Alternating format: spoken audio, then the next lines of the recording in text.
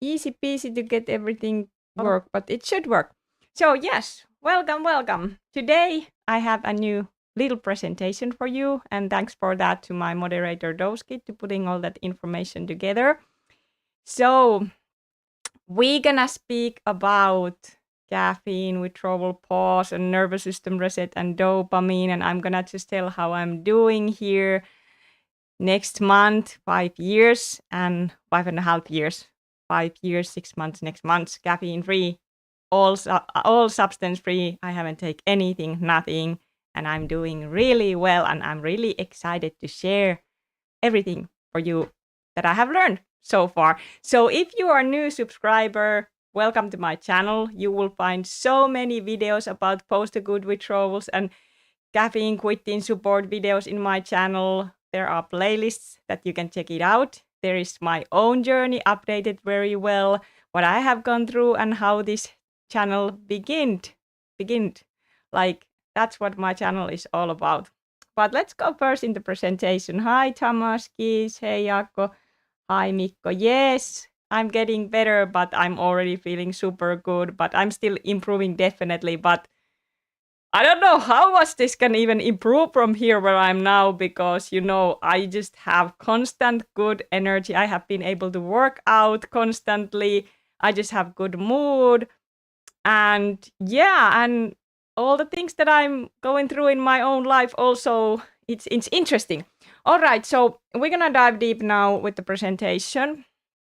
So I just check here that, because why I still wanna do this and why I keep doing this presentation is that still in our society, caffeine is very underestimated drug, and there are so much people using it daily basis and think it's normal. It's just very normal to have coffee, caffeine everywhere, green tea, chocolate, everything. And not so many people are not knowing that same time there is a lot of people who are trying to navigate through this very hard caffeine withdrawal, post-acute withdrawal process. And a lot of people who end up having this total nervous system reset because they accidentally will quit cold turkey, or they end up quitting cold turkey because they end up having panic attack using caffeine. And then they just end up this journey, which for many people can be and is very debilitating, meaning that they cannot work, they cannot function in normal daily life. They just kind of lose everything because quitting caffeine. And that is all part of this rewiring and healing. But what is the sad thing in this process, that many people, because they don't know that caffeine can actually do this, and yes, caffeine alone can also do this. Even I also speak about that, how important is quit all mind-altering drugs, everything that affects dopamine, nicotine, everything is so important to say that, because that's when you get the most best result, of course, what comes to healing. But each on their own, of course. But there's so many people who end up to going to the doctors and even psych awards because they just quit caffeine, and nobody can't help them because they just try to put those people in meds, psych meds, or they say that you just have anxiety disorder suddenly out of the blue. But they don't understand this biochemistry, this neurochemistry that actually are caused by this drug use, this adaptation, what happens during the caffeine use. And for many people, it happens like with years and years and years, and they adapt to that drug. And then when they quit, there they are, and they just don't know what happened to them. So that's why this information is so very important to share. And thank you for asking me that I will do these videos. That always motivates me, of course.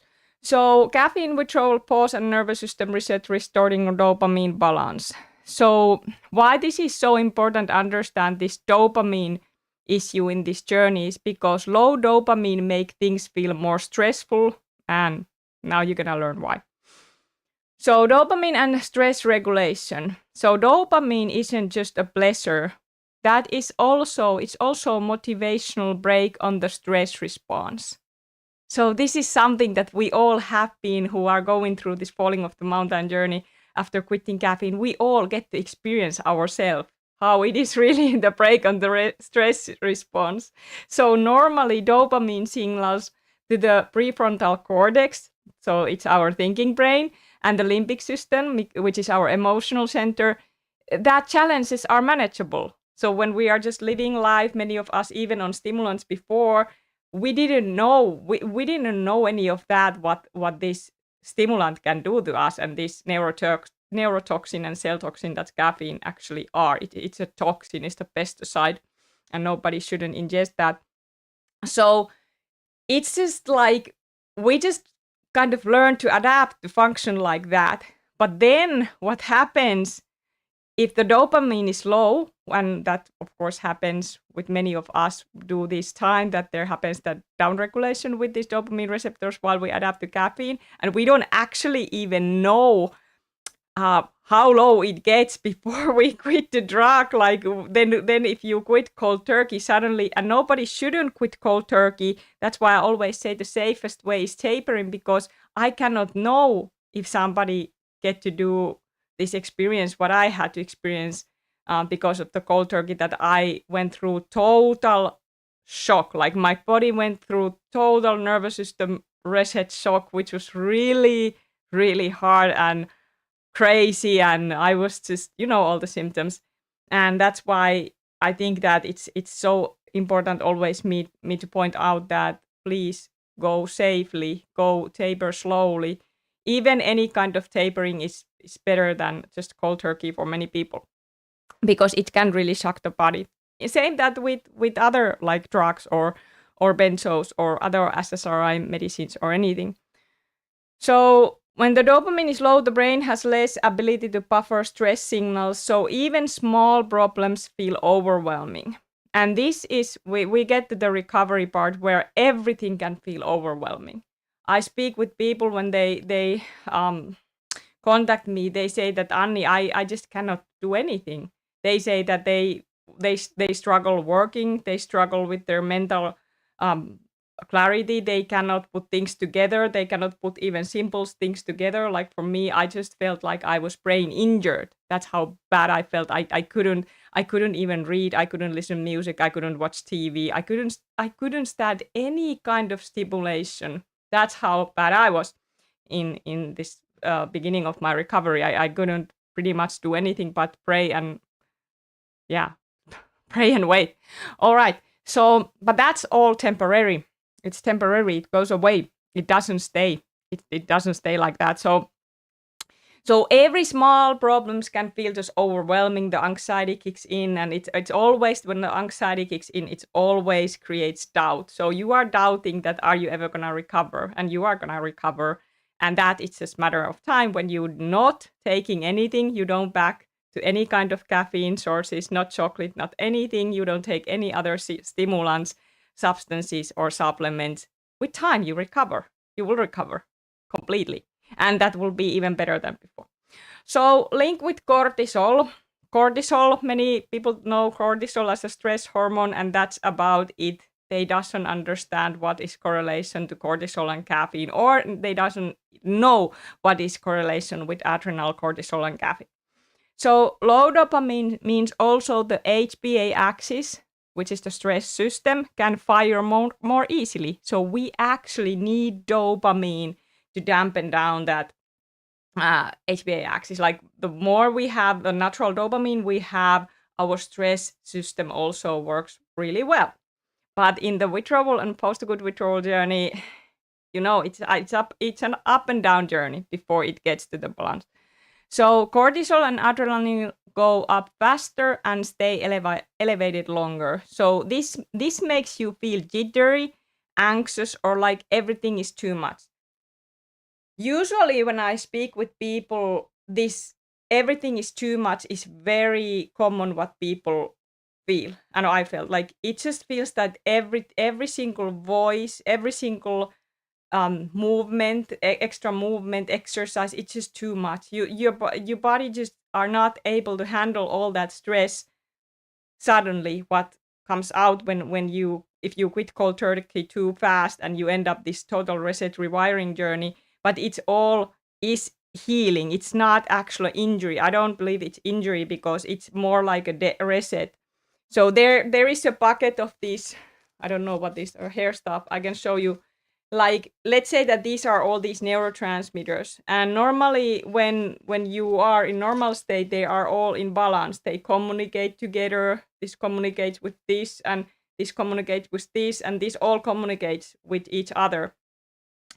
But what happens with the chronic caffeine use, these neurotransmitters, they have to adapt into certain new level, because otherwise you would go crazy or maniac or just lose your mind. So it doesn't happen because our body are very intelligent, and it can like change it can change its structures if it have to, before because the adaptation. And there comes also the genetic factors. Some of you have been messaging me that, Anni, why then some people have this hard pause and others not? Okay, here we are. We have to think about these genetics that are a little bit different what comes to each everyone's recovery. There are same factors in the recovery, but there are also some differences. So there can be, even naturally, I don't know if I had like maybe lower amount of dopamine receptors anyway, that can also affect. So that would mean that my baseline even would get even lower than maybe someone else who would have maybe more those receptors. I don't know, but what I do know, what happened with this down regulation, the baseline goes just more down, and then you just get to experience all these funny symptoms that are not so funny, but that are part of the healing and part of the going back to that regulation. So it's all that nervous system regulation what's happening. So people with this low dopamine, they often report, like I said, normal tasks feeling like huge obstacles. Like even reading a book can be just not possible. Or going to the store, you cannot leave the house, you fear everything, you fear driving a car, you fear leaving the car, you fear leaving the house, you fear everything basically.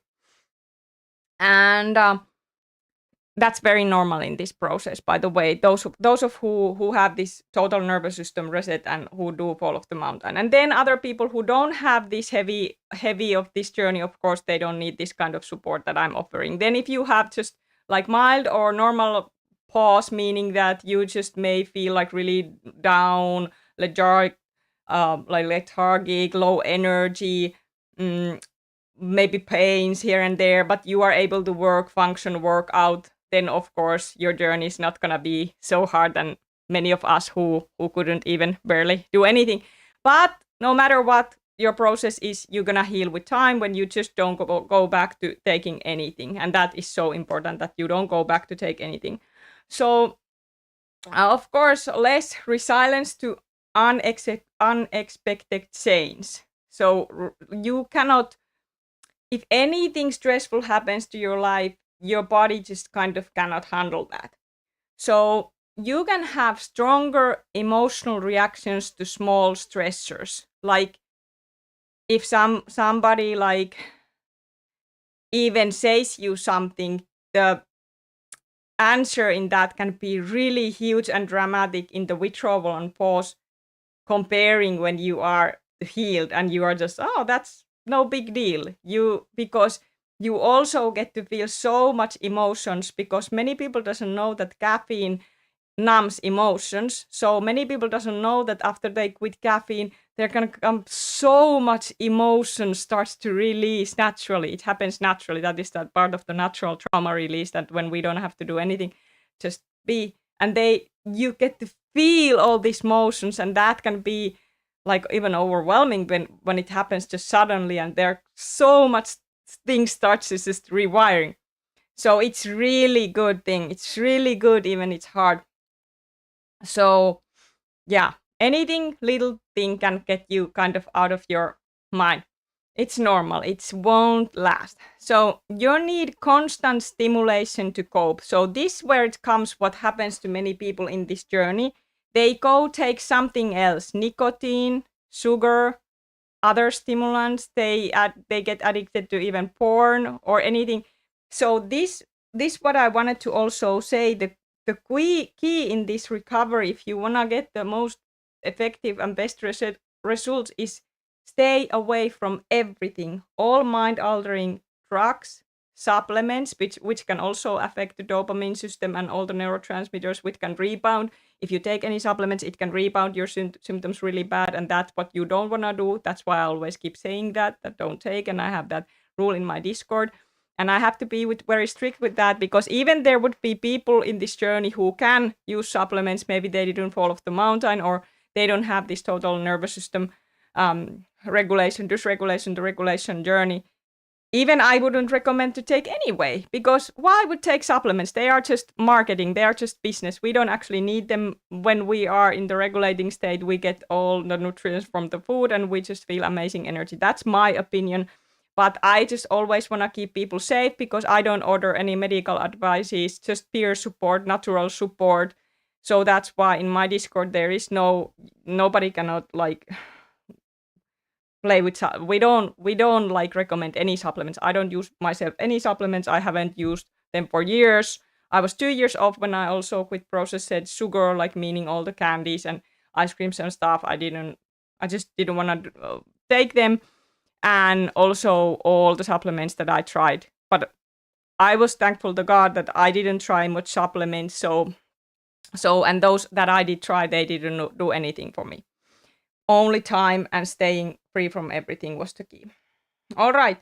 So that's I also wanted to say, because these are just things that need to sometimes, these things need to say all over again, because some people, they just then wonder why I'm not healing so well, and they are still taking something, nicotine or something. And then, of course, if it's their choice, but if you are still taking something, it affects your neurotransmitters and it affects your healing.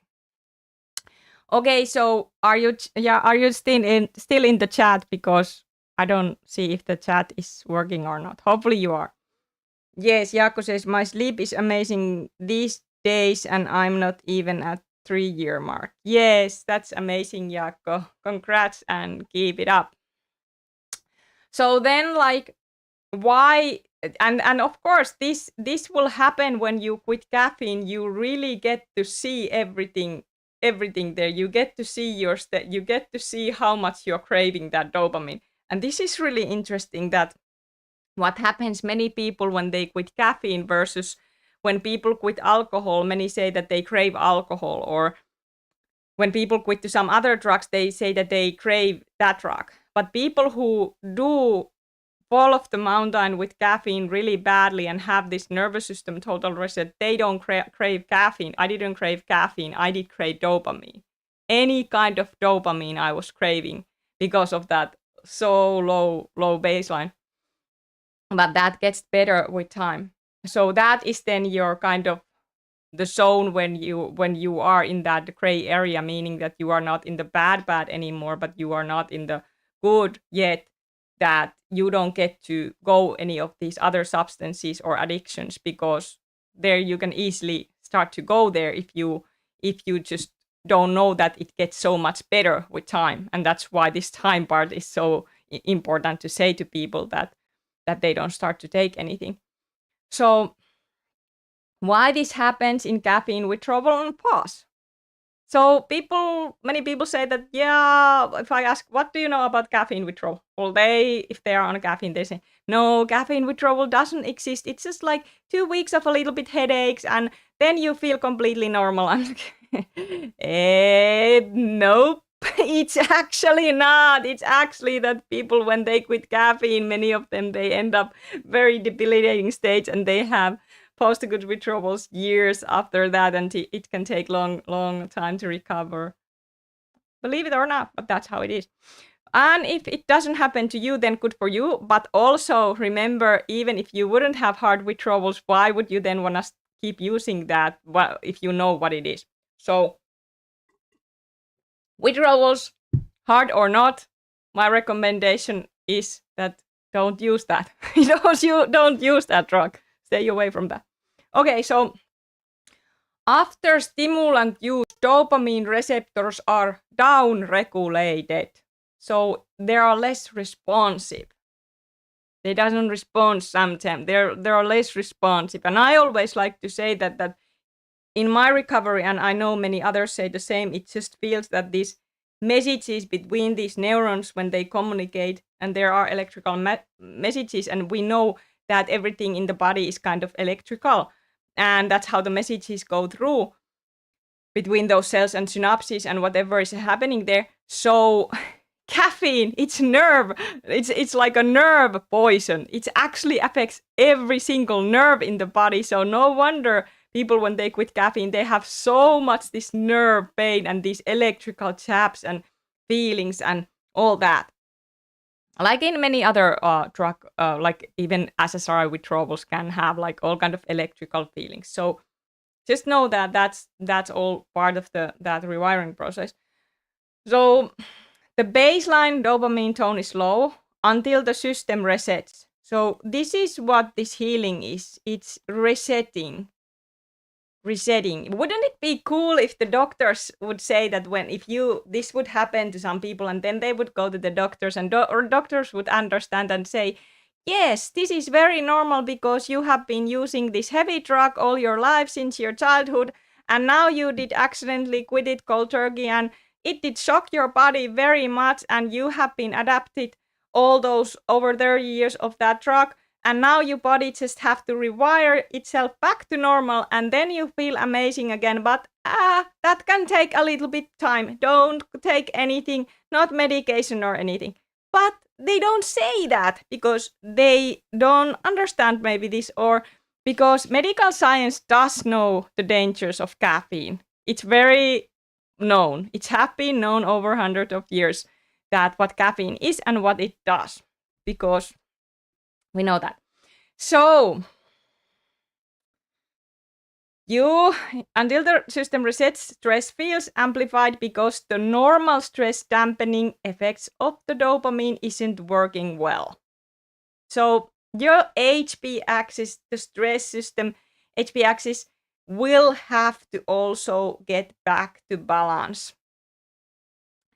And in the end, so yes, low dopamine doesn't just reduce pleasure, it removes the buffer against stress, making life feel harsher and more chaotic. So there we go. There we did go. So that was like just a little bit reassuring presentation for you. You know that I have been doing many of those what PAWS are, and going more in that what happened in all of those neurotransmitters and how they work in together. But we don't all have to know even everything of that. The most important, what we do have to know, is that it's time that does heal, and that you don't start to take anything, and you just like give it time. Try to keep your diet clean. Eat healthy, don't eat processed foods, drink a lot of water, try to avoid stress, move a little bit if you can, work out if you can. That's amazing if you can work out, or if you have workout intolerance like I did that 5 years, then you just have to take it easy and do more or less. Like I did still do a little bit workouts then in my journey, but I have to do it really like moderation, really much moderation, because every time I did too much, it did cause me symptoms, and my symptoms did ramp up, meaning I had that dizziness, panic, feeling weird and weak. Hi, Chris. Welcome. And then also, okay, so I want to just say now, because we have to speak a little bit about the insulin resistance and why so many people have this insulin resistance problem in this quitting caffeine journey, and why so many people have problems, their energy, and they just have to eat, and they cannot fast, and they just feel when they eat, they don't feel like really good and full and satisfied. They feel a little bit weird. They have stomach issues. They feel that whatever they eat, it doesn't really give their energy. They have to nap. I was one of the most biggest napper in this journey. I always had to nap up till 5 years. Now I don't nap anymore. I just don't need nap. It's weird. It's just like I don't need nap. I'm just having good energy. So I always needed to nap, or otherwise if I didn't nap, I felt like my brain was go crazy, or that if I didn't nap, it felt like I just couldn't do anything. And then when I did nap, it almost felt it restored those dopamine stuff a little bit. And then I was able to function rest of the day. Sleep, really huge issue that you will wake up during the nighttime is also due to dopamine. You have to move your legs, restless legs, akathisia. You have to move your body. That inner restlessness is really common in this. And I had that long time. And now I just feel so peace. It's so nice. So, okay, so we're gonna start a little bit. I just tell my own words. I don't know if this happens to everyone, but it happens a lot of people when I speak with. So the one reason that you cannot fast also in this journey is because these stress hormones are high because of the rewiring process. So fasting can raise also the stress hormones. So that's why your body can just feel really weird if you try to fast, or if you used to was able to do intermittent fasting like I was, and then in the recovery I just wasn't. I was just feeling really agitated and like anxiety to go off the roof. Now I can do it again without no problems. So I think, and this is not because I think this is a whole cellular healing. I think it's pretty much in 7 years all the cells renew in the body, and then it's just like they keep renewing.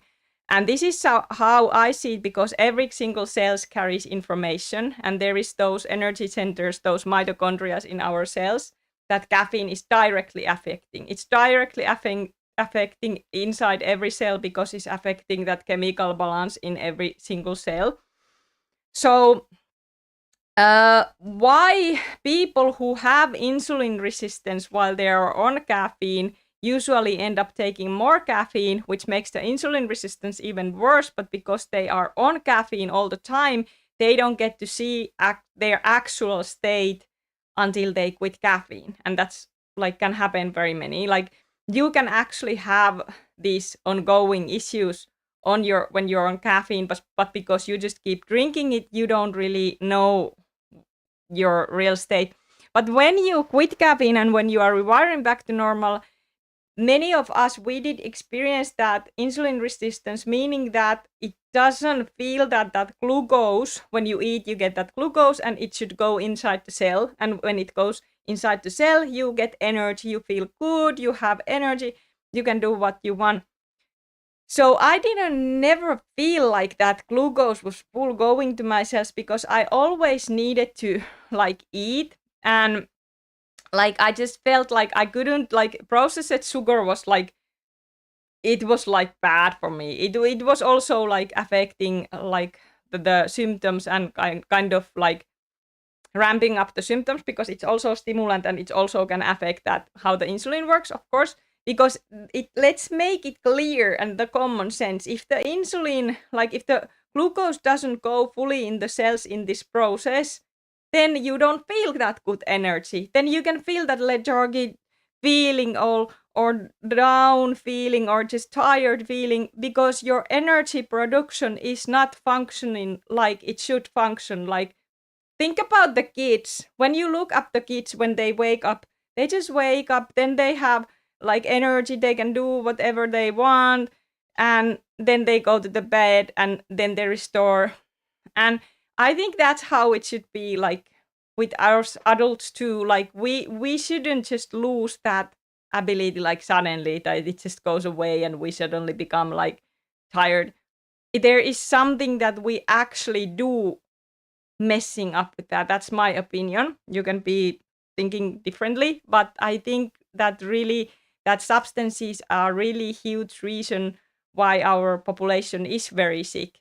And I mean now all the substances, of course, like all the drugs, all the mind-altering drugs, and caffeine is a mind-altering drug. It also is a drug. And I don't think we get to anywhere in this conversation what comes to drugs never fully and understand why people are not fully healing from many issues if they doesn't understand that caffeine is also a drug. Because it's still in the child's shoes what comes to this conversation with caffeine. Usually it just makes people angry.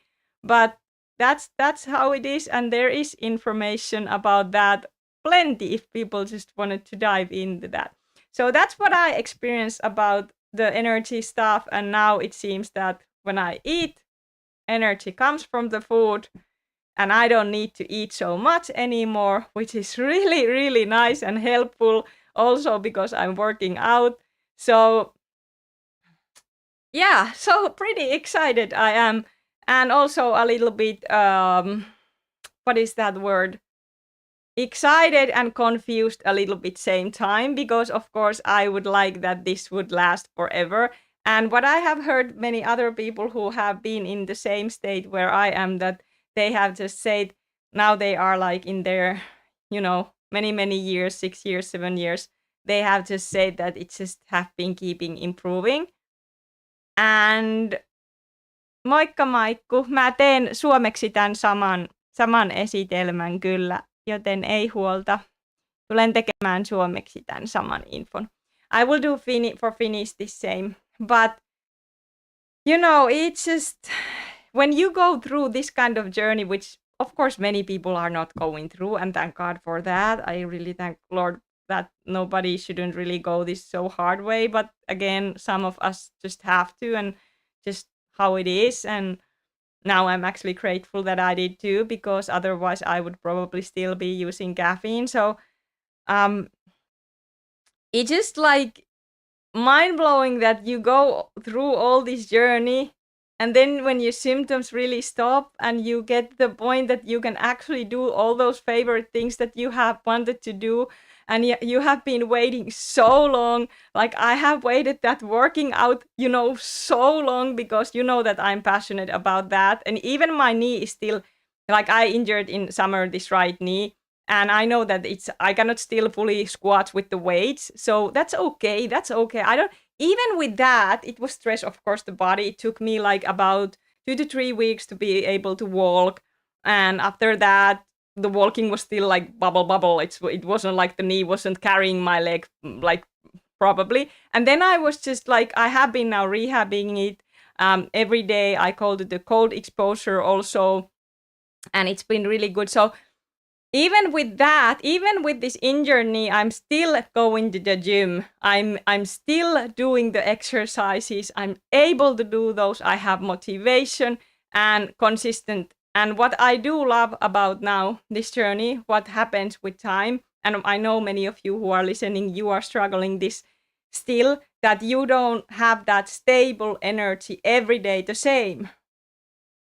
It's not every day the same. So if you don't have the everyday that you feel the good energy, like meaning that of course you have to have, if you have normal dopamine, you have to, when you do something, you have to have that down. I don't mean that you don't have that, but when I mean down, it just means like normally just relax, your muscles are sore, tired if you work out, but not anything feeling weird, not panic, not dizziness, not brain fog. If you have those symptoms, those are still healing symptoms. Those are healing symptoms that comes with this journey. Meaning that when you do something, it's not still like constant. Like for me, it was like I never could know what the next day would bring. I never could plan really things because I couldn't know if I'm gonna be next day in the bed, or if I'm gonna feel panicky, or if I'm gonna feel those weird electrical feelings in my head, or whatever I'm gonna feel. And of course, you can of course just do things anyway and not kind of care about those things because they are not dangerous. But I will say, if you are like me and you just had really like sensitized nervous system during this, and you did feel every single thing, it's just not so easy that, okay, just go ahead and do all the normal things, because it just doesn't work like that. When the messages doesn't go through as they supposed to go through and communicate, it's impossible. It's almost impossible to do things. I don't know if that makes sense. But now you can ask questions, whatever you have, and yes, that's pretty much what I wanted to say.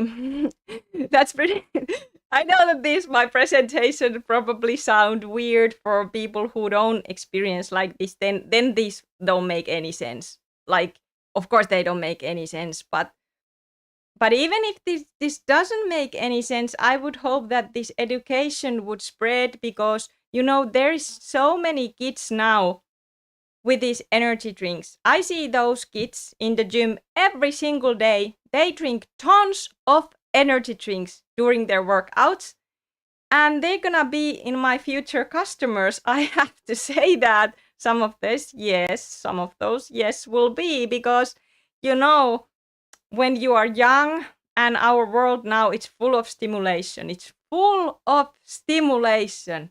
Internet everywhere, phones, porn, caffeine, all kind of other drugs. Stimulation. We are stimulated society. So that's why this dopamine information and this caffeine information and stimulation information have to be out there, because kids nowadays, they are stimulated in every single direction. They're almost like living in that kind of stimulation bubble. And nobody seems to like a kind of, yeah, they speak about this dopamine reset, and it's really good, the dopamine reset. But if you speak about dopamine reset, you have to add caffeine in that reset. They leave caffeine out of that dopamine detox. That doesn't make any sense, because it's the most dangerous drug in that sense, that how it affects the brain and the body in long term, and the dopamine system. You cannot just leave caffeine out there. No, it doesn't work like that. Actually, many people, caffeine is a gay drug, and that's why they end up using also other drugs too. Caffeine and porn also, for some people, they go hand in hand, or some other addictions. Caffeine leads to, some people say that caffeine did lead them to use alcohol, because they didn't know that their nervous system was like, they were just so restlessness, so they started to think that, oh, I need some alcohol to calm my nerves. But they didn't actually know why they were so restless. They maybe just think that, oh, this is how I am, or maybe it's my work, or maybe it's my family, or maybe it's everything. But let's see, like, caffeine works with, like, if you have any kind of other stressors in your life. Let's say that your nervous system would be already dysregulated for your years. Like, let's say that you would have all kind of dysregulated nervous system affecting things, and then you also are caffeine addict. It's almost like you pour the stress. Do you want to do, like, okay, I will say like this: do you want to pour the stress chemically, like, in your body? If you do want to do that, then drink caffeine, because that is the easiest way to pour pure stress, put your body in that pure stress. Of course, I don't recommend to do that to anyone, but meaning, hey, I will show you a good video. This is about the psych meds, but we can also turn this video that this is how the caffeine works. I just have to find it here. Wait a second. But yes, so. And of course, the healing journey, like, it is individual for everyone. But I know some of you are still there, like, healing behind me. So for you especially, I want to do these reassurance videos, because you have become my friends also during this journey. But wait a minute, I will try to find that video. Hi, Jesse. Hello. Welcome. Okay, there we go. And then we're gonna go there. And we're gonna go to winter capture. So we're gonna look this one. Hello and welcome back. Now, it's been called a crisis that's hiding in plain sight. Antidepressants are taken by hundreds of millions of people. And it's leading to concern that society is becoming over-medicalised, especially as many find it difficult to wean themselves off them after they have been prescribed. Well, let's speak now to the clinical psychologist and author, Dr. Anders Sorensen. Dr. Sorensen, thank you for being with us this morning. So, what is the difficulty that people face trying to come off antidepressants? Yeah, so withdrawal, basically, and resurfacing emotions numbed by the drugs. So it turns out these drugs can be really hard to come off once that day comes. And very importantly, in a way that could easily make it look like a relapse if you do it too quickly. Mm-hmm. That's the primary problem. And I should add, that includes following the current guidelines, which are very aggressive, very fast. So I would say, following the data, it's really important not to follow those, actually, because they're too fast and haven't been updated, most of them in years. So problem is most people today aren't told that withdrawal and relapse can look the same. It's basically the overlap in symptoms of coming off too fast and of having a relapse. That's a problem. But since most people aren't told still, even though we have the data, most people jump straight to the conclusion that they're having a relapse when they deteriorate once they try to come off. And that just keeps the story going of them still being effective. Yeah. And doctor, why is it so difficult when people stop taking? Yeah. What is it about these antidepressants that make it really hard? So it's a pretty basic mechanism, if you ask me. And now pay attention what he says, because this same happens with caffeine. Caffeine is also a drug. It just means the body comes to adapt. It comes to expect the drug if you take it long term in a way that you can't just remove it and expect to get a clear window into how you feel without the drug. There's this withdrawal phase. So withdrawal is really just the body trying to communicate to you that you've removed the drug too fast. And what withdrawal symptoms are trying to tell us, their message is to go slower. So is it different to being addicted to something? Yes. Describe how. We would call this dependence, physiological dependence. It just means that if you introduce something to the body for long enough time, it comes to expect it in a way that it now reacts if it doesn't get the drug. So we call this dependence. It just means that your body is now dependent to the level of chemicals in your brain that the drug has caused. And then that's what makes it cause withdrawal. And that's really what tapering comes in. What we do, which is what my PhD and my recent book is about, is then how to taper off these drugs, gradually and slowly, sometimes over years.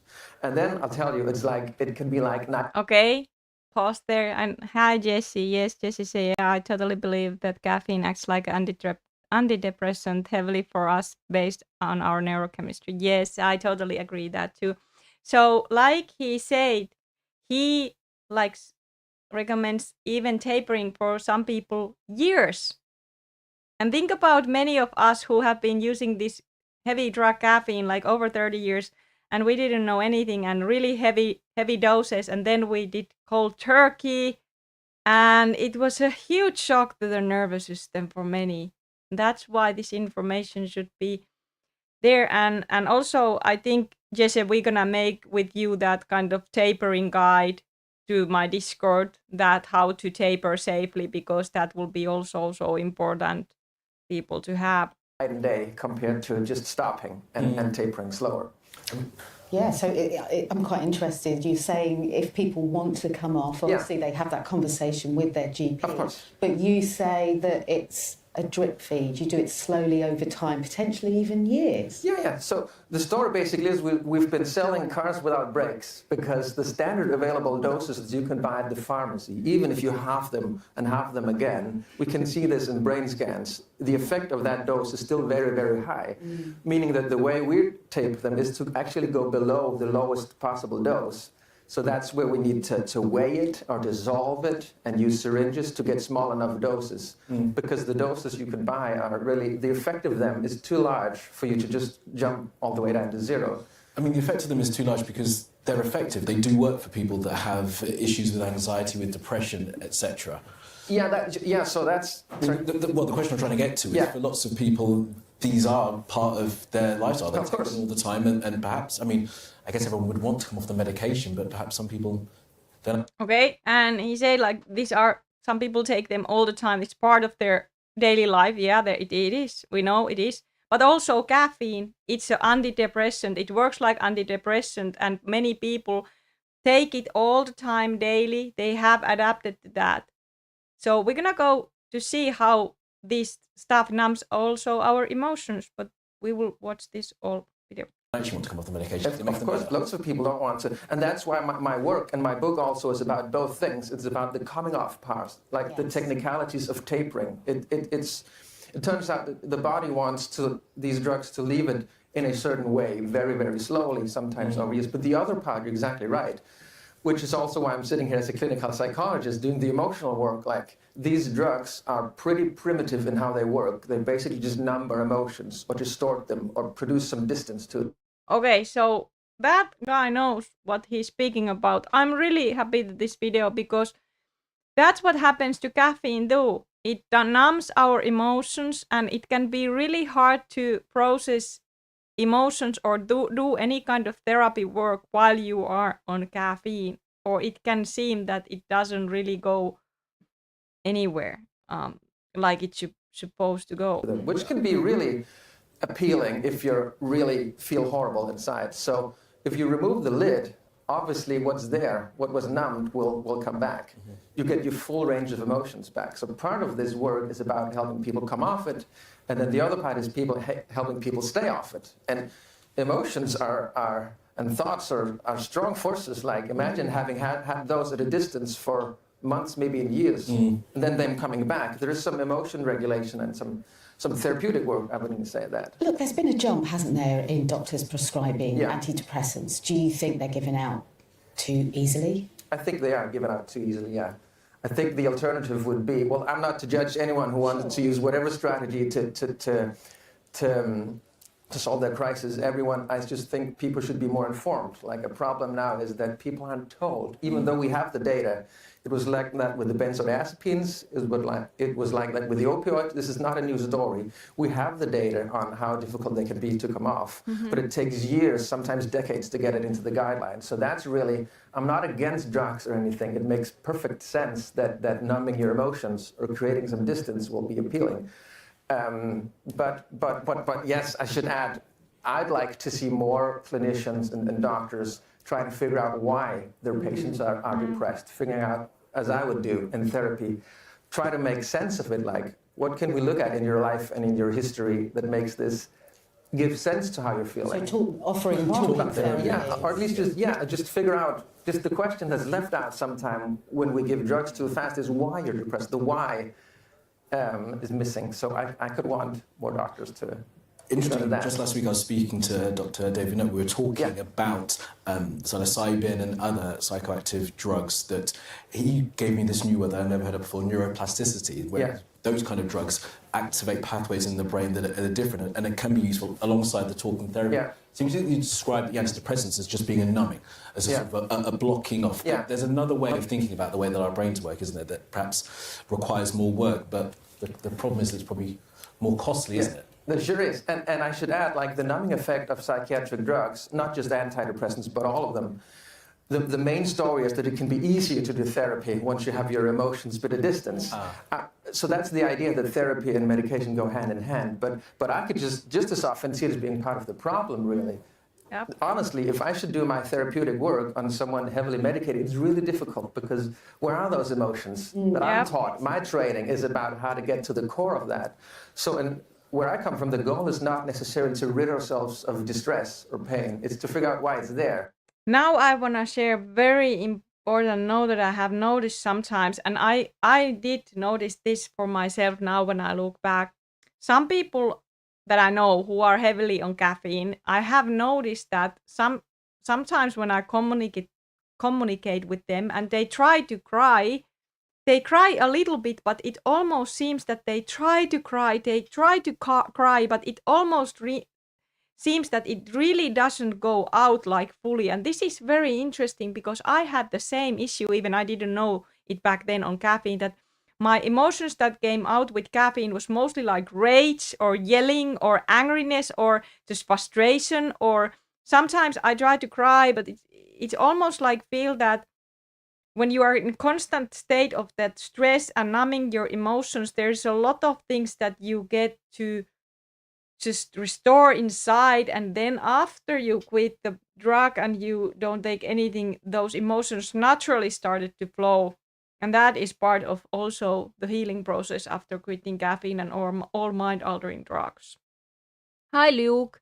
It's not surprising that mainstream data doesn't acknowledge the neurotoxicity of caffeine. They actually have the audacity to promote its protective properties. Insane. Yes, very well said, Luke. Thank you for sharing. That is exactly how it is. As a way to then resolve it. And that work really can be difficult on drugs. I know it sounds ironic, but it can be difficult to do the therapy once you're medicated, even though the drug, if you ask the person, feels like a help. I mean, these drugs were probably seen 20, 30 years ago, maybe longer, as a bit of a wonder drug to be able to solve people's crises. Are you sensing from your work that there has been a change in the medical industry, that people are now starting to see that there are other pathways? I mean, specifically, as we mentioned here, to talking therapy, to be able to have someone actually take you through some of your issues. Yeah, and figure out why you're depressed. Exactly. I think it's going that way, but psychiatry really is a long story, but psychiatry really wanted to have their biomarkers, what they were treating, basically. Psychiatry is one of the last specialties that got that, and we can discuss if they still have it or not. So they kind of build that story around these medications, that they fix chemical imbalances and do something very specific in the brain, and we even call it antidepressants. But that's not how they work. So it's not that they with surgical precision enter the brain and remove the depression or the anxiety or the psychosis. They numb all sorts of things. Also things you don't want numbed, and that's really where most people would. He said they numbs all sort of things. Caffeine does the same. It numbs all sort of things. Want to come off, and I think there is a change back to the original way of thinking about how these drugs work. Dr. Anders Sorensen, really good to speak with you. Thank you. Really interesting. Thank you so much. All right. So, guys, caffeine is really underestimated drug, and I will just put the chat there if anyone wants to say something that you think about this video, because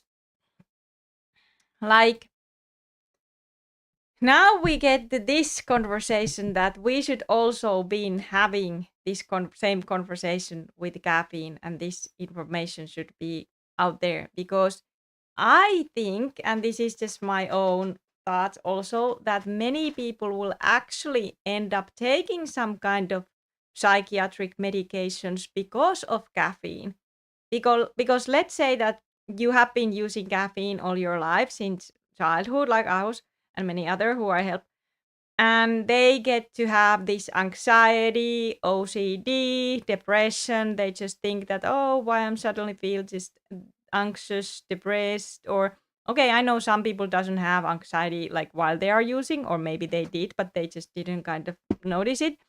But some people do have that. So then, like on caffeine also, and then you get to go to the doctors. Like when I was young, I did go to therapy, and they did describe me those SSRI medications, and they even tried the benzos, and thank God I was able to come up from those, that I didn't have PAWS.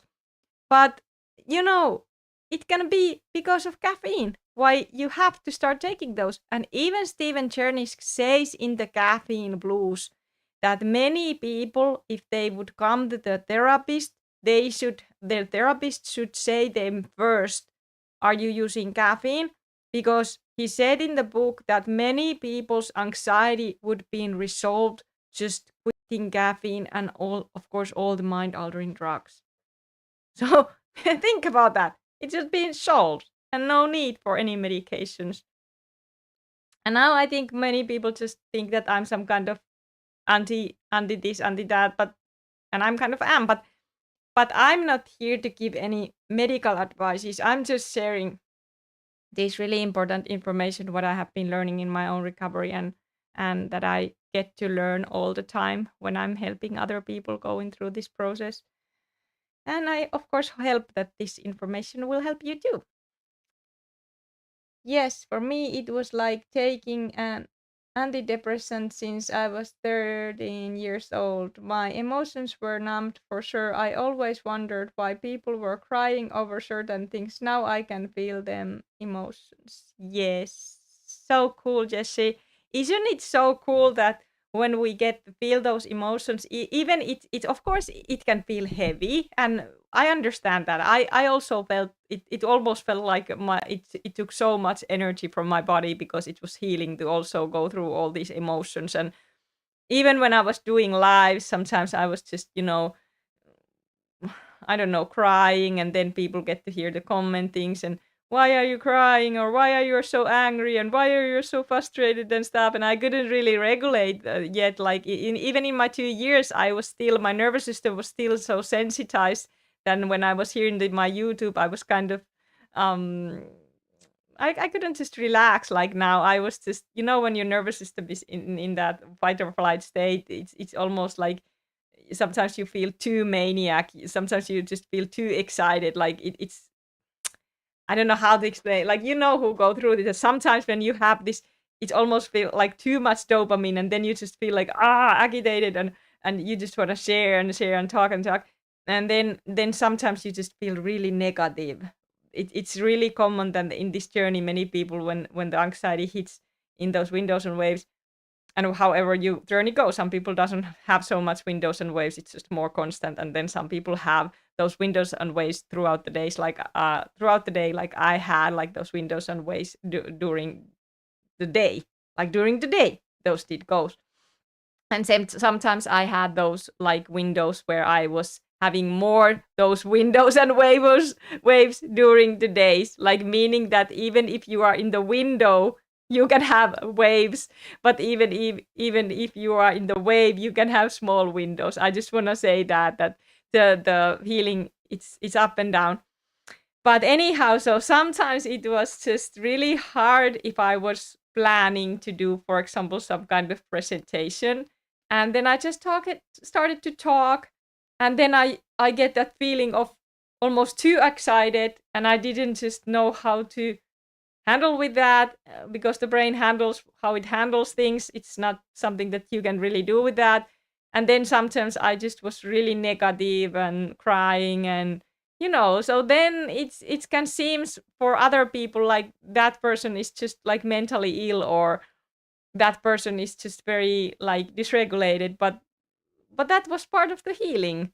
Like that's how the healing goes, and that's why I think many people, when they are in this journey, they don't want to do videos. Like even Kato did his videos, I think the first video in 3 years, and like he shared in that last video that it took him a long time to heal. So, and I'm really happy that he said that. So it's just like, when you don't feel comfortable, or if you always feel something that your brain is doing something, and like one person said to me very well that, Anni, it feels like there is always something going on. And I'm like, yeah, exactly. Like exactly that's how it feels in healing, that your brain, there's always something weird going on, that there is never just that peace and that emptiness when you just can relax and do what you are doing, and just concentrate fully what you are doing, or concentrate if you are communicating with the other people, can actually communicate with them and interact with them, and you don't have those intrusive thoughts or worrying or scaring thoughts in your mind, that why I feel this, or why I feel that, or what is this sound, or what that people are thinking, like when the racing thoughts can come up. So that's how it can feel, and that's normal in the recovery. It will ease. So yes, especially as it's trying to regulate in the brain, can be extremely heavy. Felt like someone died over and over, but I lost a lot of family since 13th that I was close to. Now I wonder if my body's trying to catch up.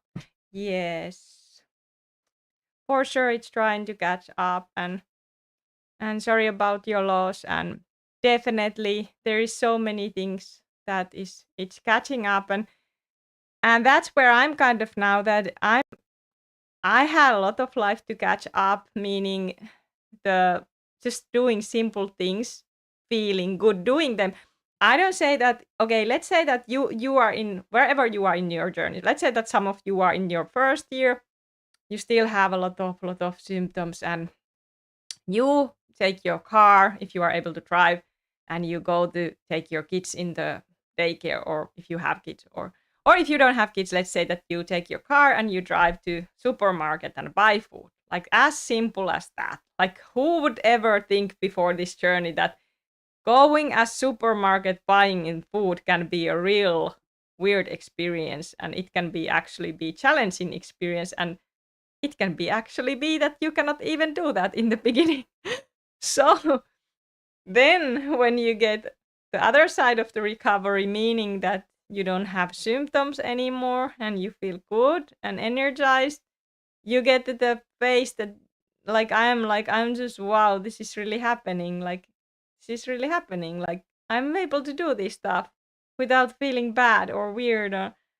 And that itself, I think it takes a little bit while to that I can like understand that, because I was used to already, because this took long time for me, so I was almost used to that up and down. Like, I didn't want to use to that. I was always like thinking that I'm gonna always have in my periods these weird things, or am I gonna always have these hormonal issues, or but no, it's not. It's not. It's like those hormones are also uh, communicating with other neurotransmitters and with dopamine. Estrogen works with dopamine. Progesterone and estrogen, they work together in this journey. That's why for us women, many times periods are hard, ovulation is hard, a lot of brain symptoms in ovulation, and periods is like very uncomfortable symptoms, crying, moodiness. And anyway, in periods are time for women when you get to experience more that detox.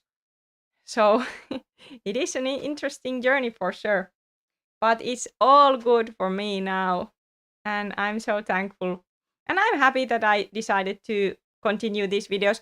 I have a little bit crisis with that, but because you did hope this, so that will motivate me. So thank you for hoping these videos, and I'm excited. So yes, paranoia beginning. Yeah, I can tell you one crazy thing in my journey. I think I was a little bit I think I was in around 2 years, maybe a little bit before 2 years, and I needed to buy myself shoes. And I didn't really like to be in the mall at that time. Like even now, I could go just in the mall and just sit there and relax and watch people and whatever. But then in my 2 years, I had like all the time that weirdness feeling that something bad is gonna happen, or just feeling anxiety, intrusive thoughts. And then I went to the mall and I bought the shoes, and I have that really like what is that, heavy jacket on me because it was winter and it was cold. And there was that jacket that I did put like up here, like very tightly in my that I couldn't take it away. And then I had a panic attack. Like I had those so many, and I had panic attack, so I had to run over like to the mall. So I did run there in the yard, and then I was feeling that I have to rip my skin off myself. Like the feeling when you feel like you have to rip your skin. I know it can. That's how many people feel in this. So I had, because I couldn't take the jacket off, so I have to rip that jacket, like that really new fine jacket. I have to start to rip that out of myself, and that sure did look like crazy people. Like that sure did look like crazy people there in the yard just ripping up the jacket. But I was having panic attack, so that's what I did. So, but that panic attack did go away. So it was just everything. It was so weird. Like those panic attacks.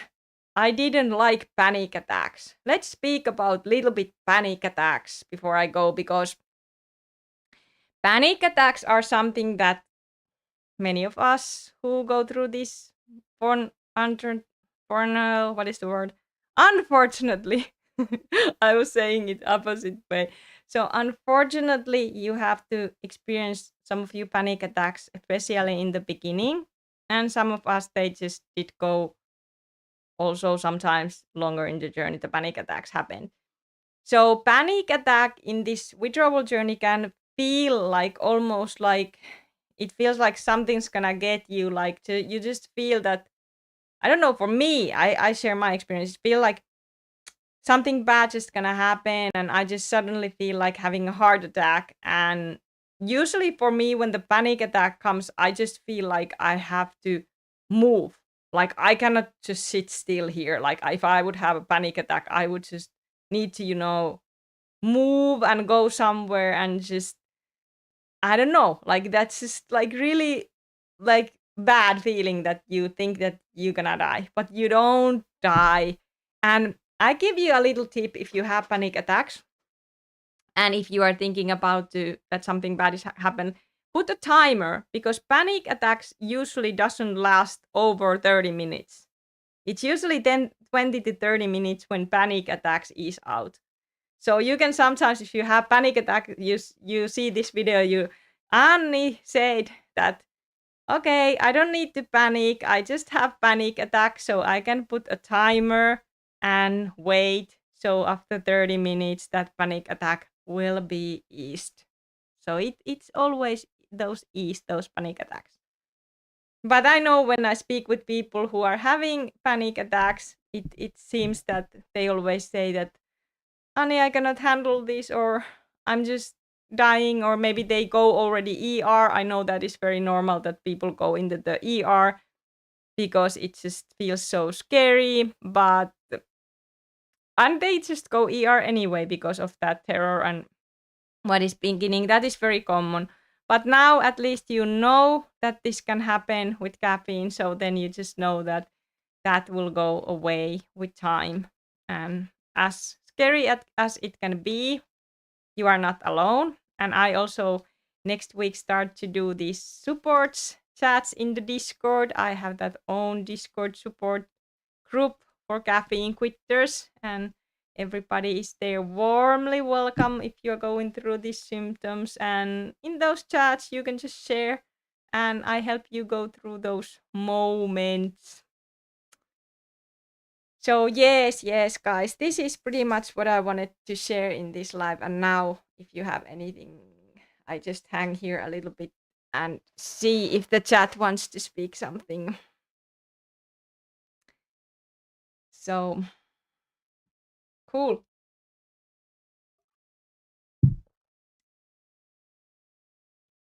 Cool.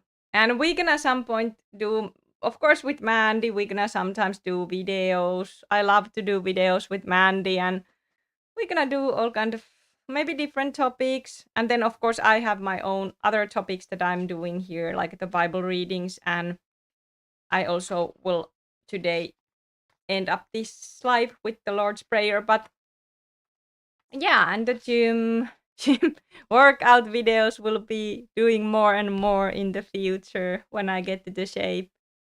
I think I have a little bit cortisol belly left. Okay, I have probably a little bit, but I think that also will ease with time because yeah, let's speak about weight a little bit. I know some of you if you are in a bad state, you don't, weight is like the smallest worry. It really is the smallest worry. Like who cares about weight because that goes back to the normal when you heal. But I did lose weight.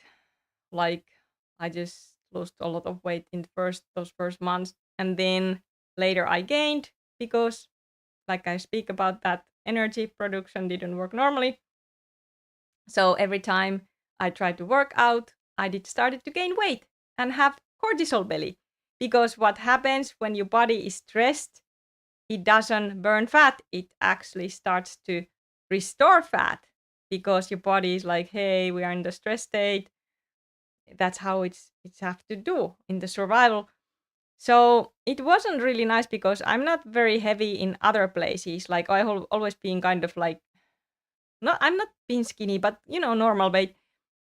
But then you get to have cortisol belly and cortisol hips.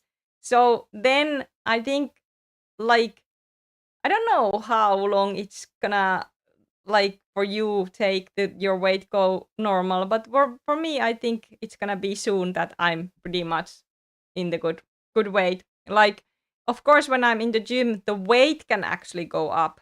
But you shouldn't always look just the scale. Look how your body looks in the mirror, and if you are able to gain muscles. That also is good sign if you are able to gain muscles, because I couldn't, like, in the recovery when I was still having that high anxiety, I couldn't really gain muscles. Like I was like, this is weird. Why I cannot gain muscle? But of course you cannot gain muscle, because if you are still healing, rewiring, that is not the first thing your body is like doing. It's doing more other important stuff. And then later you are able to start to gain muscle, and when your body and nervous system goes in that parasympathetic state. It's so important that in this journey, what you have to understand, that when your nervous system goes back to regulation, it's mostly there in the parasympathetic state. Most of the day, your nervous system will be there in the parasympathetic state, because you don't take anything to ramp up that stress. And then when you do, like for exercise, it's natural stressor. It's good stressor. It's good to rewire those dopamine system naturally.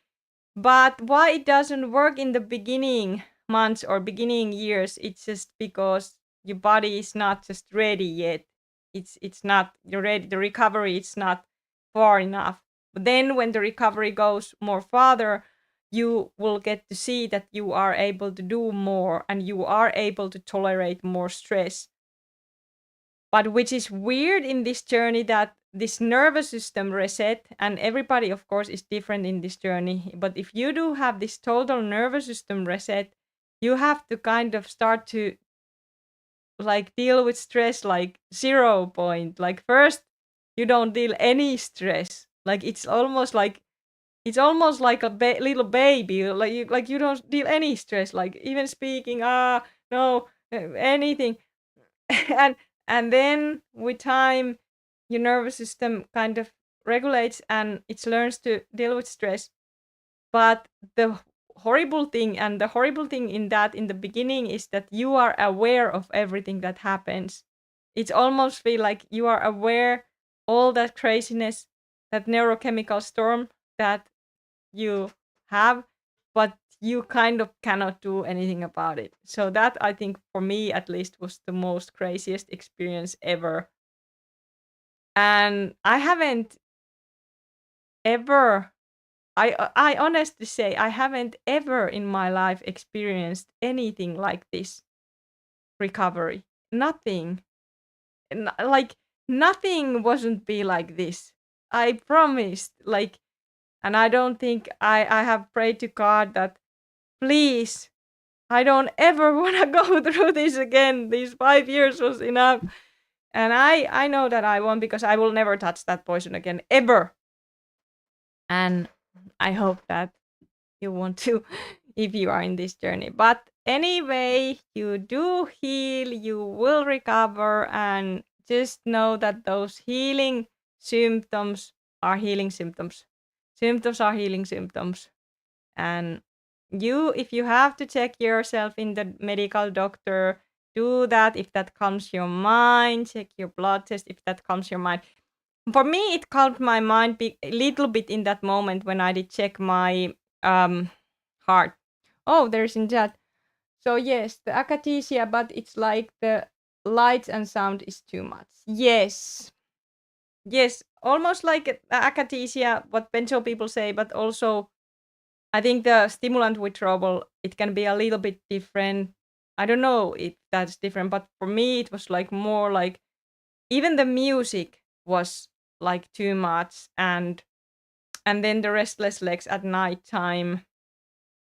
Definitely stimulant withdrawal, it's on its own journey, but all withdrawals can be really challenging. And then some of you, I know that you are quitting alcohol, caffeine, nicotine, weed, porn. Oh my goodness, you are champions. Like how can, like I know that can be really tough. Like, and just know if you cannot quit everything, then you quit what you can, and just don't worry about that. You will be someday. So in that process, you get to feel all that recovery. So definitely it's a challenging for many, I know, but you will get there. So 8 people watching this, do you have anything on your mind? Anything, like you can ask anything now. Like I don't have so much hurry. And I will definitely do Finnish live. It's so weird. Sometimes people don't want me to do these lives in Finnish, and sometimes people want. But I'm happy that now there are people also who wants to hear these lives. And of course, for those, I will do this content. Yippee! Yippee yihoo! It's so weird. I don't have any negative to say now. Like, I don't have any negative. Like, it's just like good. Even I know that I have a lot of challenges coming, like what comes to this life itself, and all kind of things. But I will just trust God. I will trust God. Like if you don't have anxiety, you pretty much I don't know. It's weird. If I think even if you don't have anxiety, even if you did go to the jail, or if you did go, I don't know. It's just weird. If you don't have anxiety, you're able to be pretty happy. It's weird. Even in challenging situations, you are able to be positive. It's weird. It really is cool. Oh, yes. When you feel you started gaining weight back? I started gaining my weight back after 2 years. Like I started gaining weight, and then I have that good period where I was going in the gym and I have a good window there. But then I had my tsunami wave in that 35 months where I did lose weight again. I was really skinny in that wave. So then after that, it just have been progressing. After that tsunami wave, I haven't had anything like that. Nothing like that anymore. Like I have had my waves, of course, but nothing like that. So like after 2 years, I was started to gain more weight, but then I had tsunami where I'd lose again, and then after that, I have been gaining, gaining. What is that? Bulking. I don't want to be bulking. No, no, no, no bulking. Just normal. I just want to. I think I have scale there, but I don't want to scale myself all the time. Just I think when you just eat healthy and you exercise, it doesn't rocket science. Your body just go in its normal weight, what it should be. I don't think it's any rocket science. Like even like working out or anything, it shouldn't be any rocket science. Podari, Anni. No, I don't be bulking, Anni. Yeah, that'd be weird. Who knows? Bulk up for the winter. Yes. Yeah, I will say like yeah, I don't eat now drink the raw milk anymore because that was definitely bulking me up. Like raw milk, I if you wanna bulk drink milk, but I just not. I'm not. I'm not drinking it anymore. It was definitely bulking. But yeah, so I guess it depends on the person what comes to foods, but and we can talk about a little bit of foods. Like I have said that in the recovery, gluten and dairy was like no way I couldn't. I just know because I have lactose intolerance. But okay, if I want to have dairy now, I can have it, but then I just have probably bloating and gas and those. So I will now. I just don't have it. Like maybe sometimes I can have cheese in the pizza if I want, but I can do good without. So basically, what I'm now have been eating is chicken, then some potatoes, some fruits like bananas, apples. Then I eat eggs every day. So eggs are something that it works for me. Like the breakfast is basically eggs and some banana before the gym.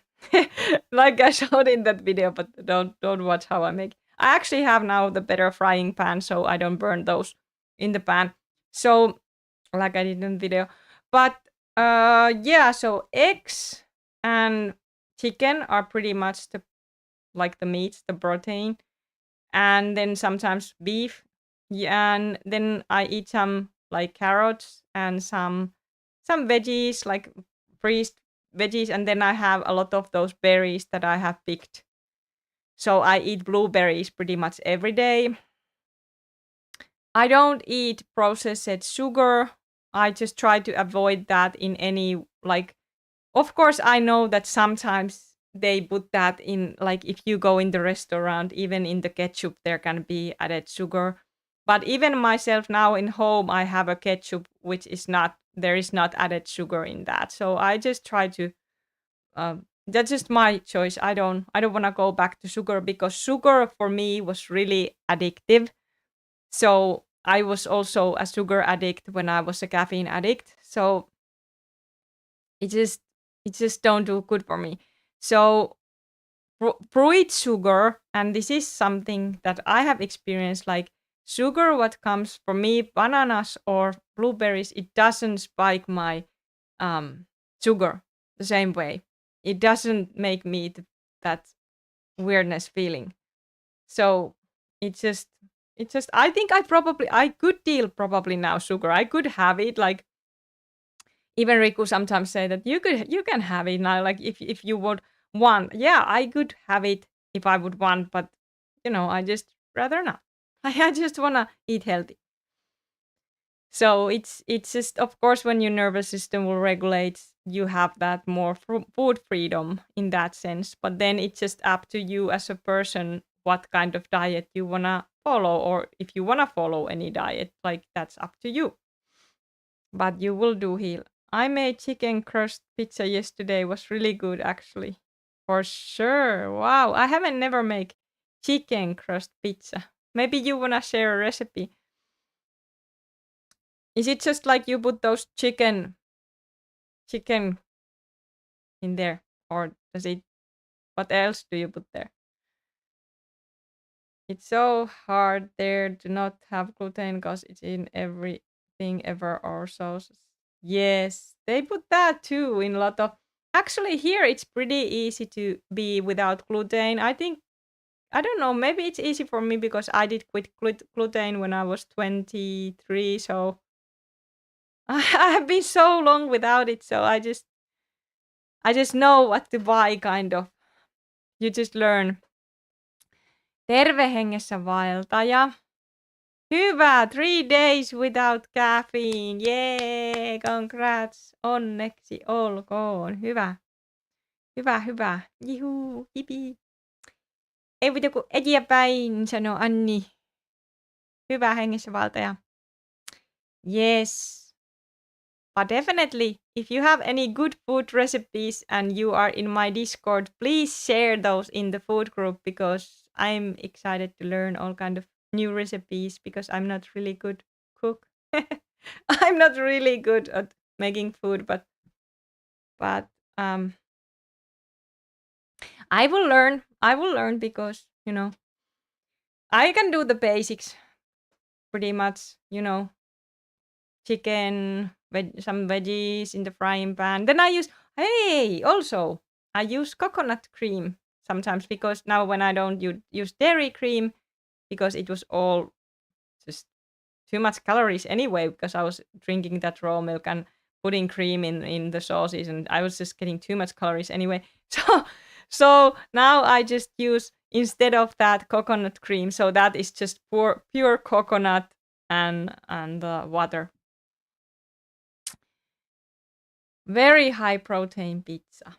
Eggs, cooked chicken breast and eggs, then spread out a pizza tray. Wow, eggs, really? I don't know. I have never have put eggs in the pizza. Wow, maybe I should try. I don't know. It doesn't sound so good for me, but yeah, I will definitely try that.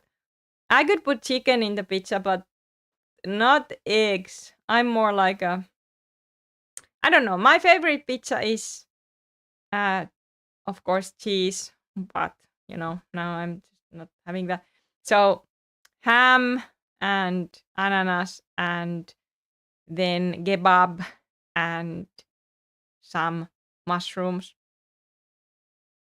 That's my favorite pizza. Mikä sinun lempipizzasi on? What is your favorite pizza if you're listening this? Joo. Now it's Friday. Usually Friday is a pizza Friday. Yleensä perjantai on pizza perjantai ollut mulla. Mutta tänään ei ole. Tänään oli pientä särkyä jaloissa liikkuessa ja normaalia, vain hieman väsynempi olo, mutta aika miedoilla oireilla on onneksi tähän mennessä päässyt. No hyvä. Se on hienoa ja siitä vaan eteenpäin.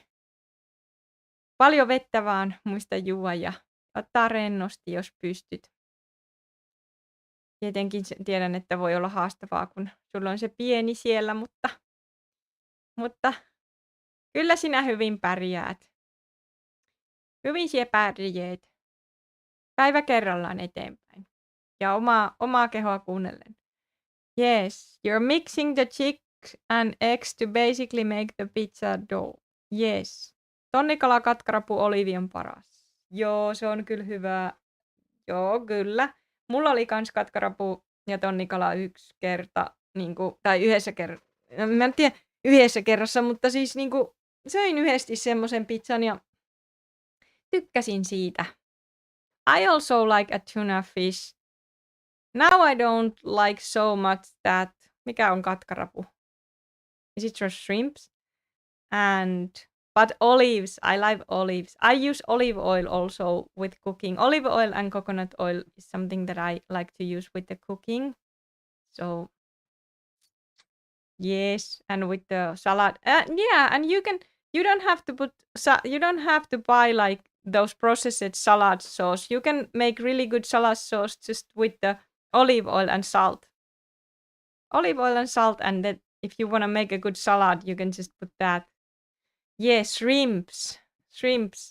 Yes. I had one point that I was eating more shrimps, but now I don't know. It just started to not do well. People tell me to buy chicken in a can, but I've been skeptical, but will make it way easier. In a can. Wow. I haven't never buy chicken in a can. Never. I'm skeptical, Doski, definitely. Also, some also canned tune sometimes, but I buy chicken only, those natural chicken that there is not any marinade in those. I just buy the natural and then I just cook them. Cook them with the olive oil or coconut oil, and then I put a little bit coconut cream and salt and garlic, and if I wanna add, I put also something like red onions and whatever spices I want. But usually spices that I use is pretty much garlic and salt. That's my favorite spices. But yeah, I don't know what spices you. Hey, and if you have sensitized nervous system or I should say more like regulating nervous system, going back to regulation. So I did experience that even sometimes if I was trying to chili sauce in the journey or something, it didn't have to be as simple as garlic. I couldn't handle that. My nervous system couldn't handle that. And I was like, this is weird. But now I can handle like easily. Like onions. Yeah, they have chicken in a can that only has chicken, salt, and water. But yeah, skeptical they hide something in there. Yes. Who knows? Who knows in this world what they put all in those foods? Yeah, that's why the best way is if you just like buy the most natural ingredients and then you make the food yourself. So that's, I think, the simplest way. Of course, sometimes you want to go out to eat and then when you heal, it's lovely that you can do that without worrying. But I still kind of always checking the labels. Even still in restaurants, I had that habit. It's still my habit. I always kind of ask, like, if there is certain food that I don't know what it contains, I kind of ask what it contains, and they will tell what it contains. So it kind of did get my habit when I was in the recovery and I was so sensitive. So if I did go to the restaurant, I always had to ask, like, hey, what do you put in this and this and this?